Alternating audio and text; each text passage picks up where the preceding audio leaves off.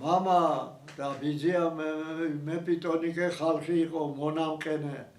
კოლმეურნობაში სპეცბრიგადა იყო შექმნილი მენამყენეებისა და ჰქონდათ გამოყოფილი ადგილი რომ ვაზის ნერგი გაეხარებიათ და მუშაობდნენ ძალიან გვალვიანი წელიწადი იყო იმ წელს სარწყავი არხი არ იყო მაშინ გადმოყვანილი ხოხოულის სარწყავი არხი ომის პერიოდში გაკეთდა მაგრამ დაწყილი იყო მუშაობა არა და პიტონიკს შეეწყო გვალო არა და იქვე დაბლობა ადგილზე იქ სულ რაღაც 1-20 მეტროში დაბლობი იყო ადგილი წყლისგან მიტოვებული კალაპოტს ეტყოდნენ ამას მერე სხვა მხარეს წასულ ერწყა და სილამიცა გაჭრა ასე მეტრზე და 30 სანტიმეტრზე თუ 20 მაგრამ ჯოჯა რომ ჭრის განცვიფს და კაცი ახლა მეც ვეხმარები პატარა ბიჭი ვარ იქა და ერთი მეზობლის ბიჭი აღმოჩნდა მუხის ხე წაქცეული ახლა ამბობენ რომ ხოხოულას ადგილები ეს დაბლობი ყვირილის მარჯვენა და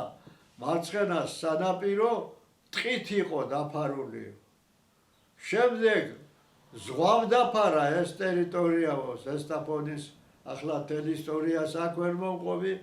არის გადმოცემი და ეს ტყე მუხები და ეს წაქცეულა წყალში მერე მავქთარა რამდენხანი იყო ეს დაზიანებისა დასელული მიწა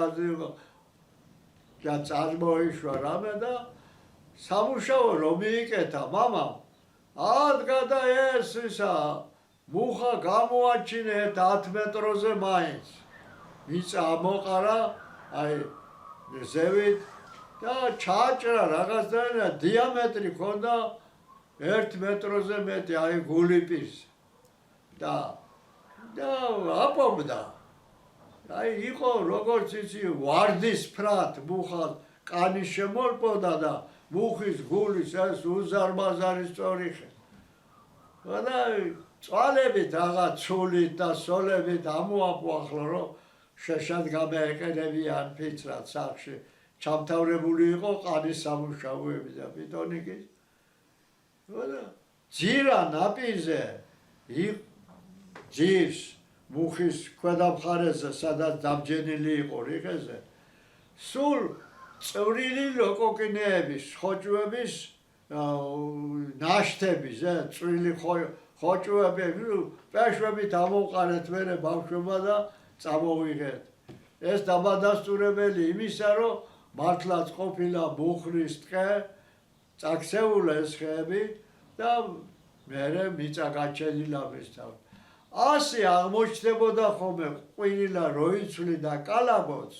დასილული აი ხის დიდი ხე და ამოუღია მე შემდეგ ტრაქტორი შემოვიდა ეგენი და როხნავდნენ ან რაიმეს იღებდნენ და ამოჩნდა ხოლმე ბევრგან ასეთი ხეები წაქცეული ოდესღაც